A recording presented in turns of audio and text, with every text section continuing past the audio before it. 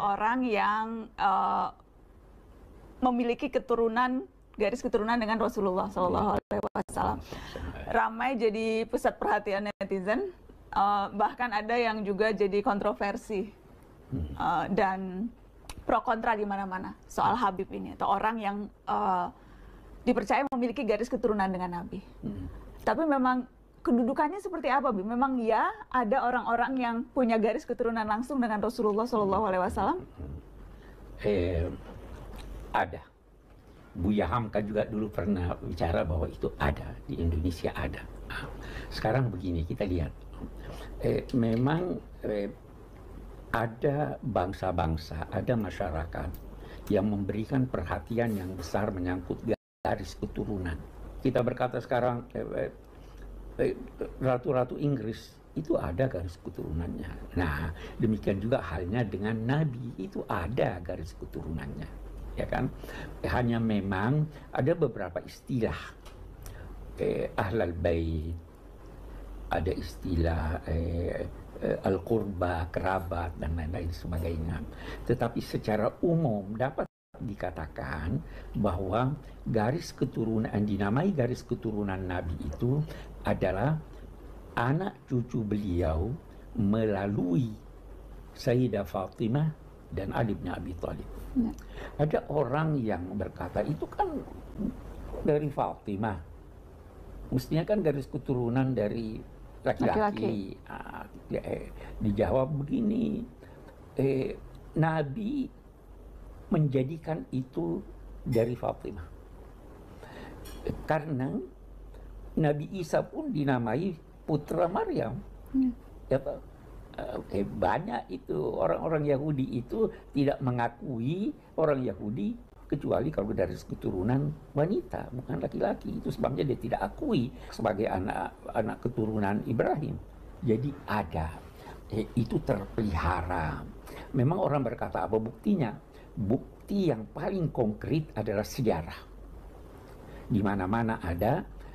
Di Iran itu bisa diketahui ini orang garis keturunan atau tidak karena ada pakaiannya serban hitam. Nah, tetapi kita tidak ingin menjadikan garis keturunan ini sebagai suatu keistimewaan yang melebihi kewajaran. Allah berfirman, "Wala tatamannaw ma faddalallahu ba'dakum 'ala ba'd." Jangan saling iri menghendaki apa keistimewaan orang itu Anda miliki pula. Tetapi karena dia keistimewaan, setiap keistimewaan punya konsekuensi, punya kewajiban.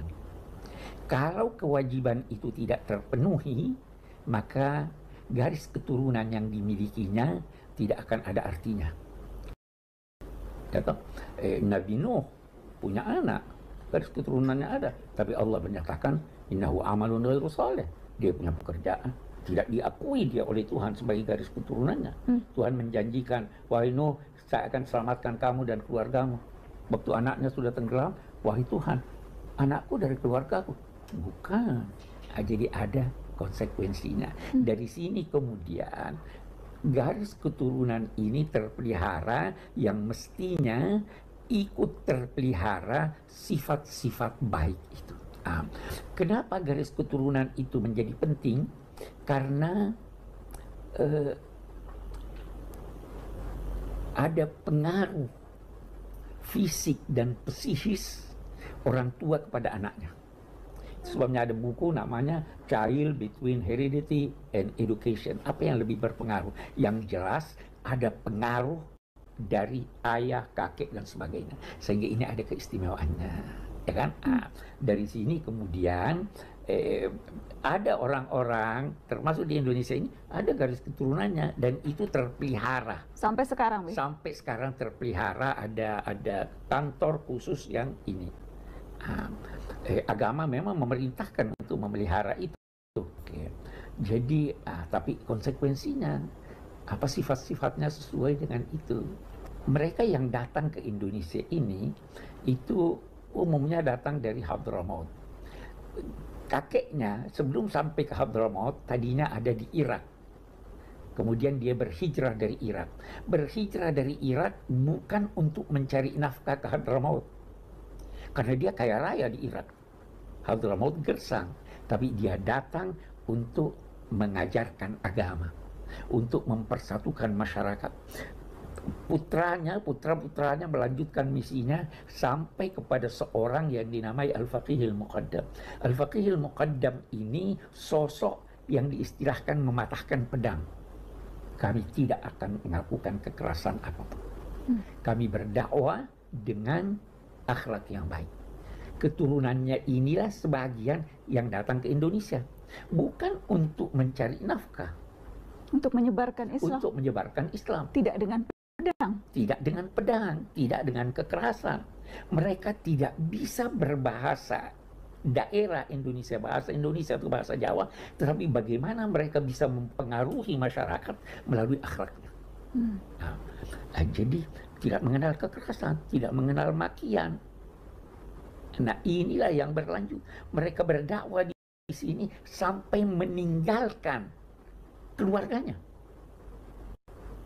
Sampai di Indonesia, orang-orang Indonesia itu, Jawa, Sumatera, di mana-mana, dinamai akhwal, saudara ibu kami. Penghormatannya, ini saudara ibu kami. Disinilah mereka kawin-mawin, disinilah lantas lahir ini tadi. Garis keturunan Garis yang lain keturunan sampai sekarang. Ini yang mestinya mengikuti jalur kakek-kakeknya ini, mengikuti jalur Nabi yang menyebarkan toleransi, yang menyebarkan akhlak. Ya, apa yang terjadi sekarang itu sebahagian kecil sebenarnya yang memberi, boleh jadi, citra yang negatif.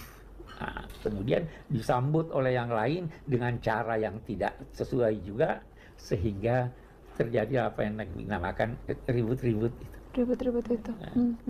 Karena ya yang pertama ya garis keturunan itu ada.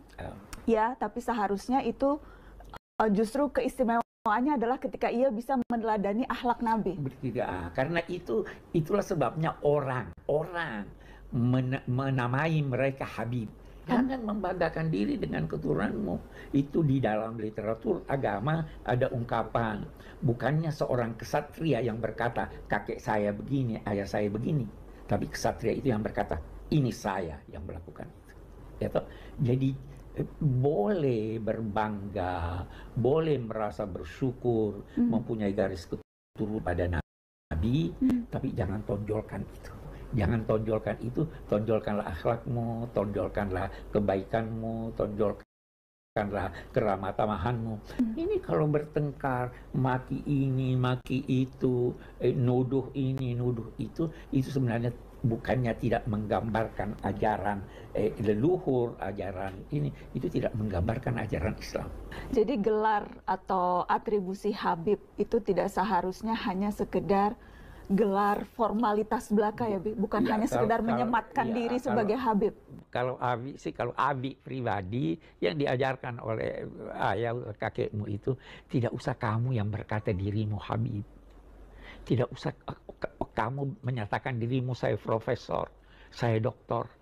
Biar dari kegiatanmu orang berkata, oh ini wajar dinamai Habib, ini wajar jadi profesor. Anak ingat Abi Alwi yang pernah bilang sebetulnya ada inflasi Habib sekarang.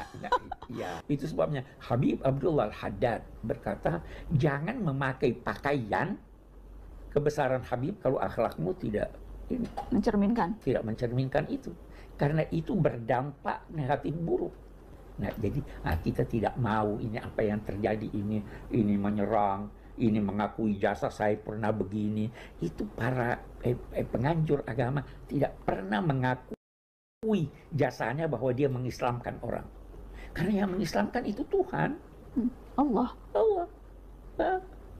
Innaka la tahdi man ahbab. Engkau wahai Muhammad tidak bisa mengislamkan orang, menjadikan orang ini. Yang mengislamkan itu Tuhan. Tetapi di sisi lain, yang lain juga jangan berkata, oh ini datang untuk tujuan-tujuan politik, ini datang untuk tujuan ini. Akui juga bahwa mereka punya jasa. Ya, itu baru bisa kita hidup berdampingan dengan baik. Abiku, tapi apakah memang ada tugas yang khusus diemban, atau apakah memang keturunan Rasul ini memang punya hal-hal yang spesifik seharusnya dilakukan? Seharusnya dilakukan karena dia menyandang nama Nabi. Ya toh?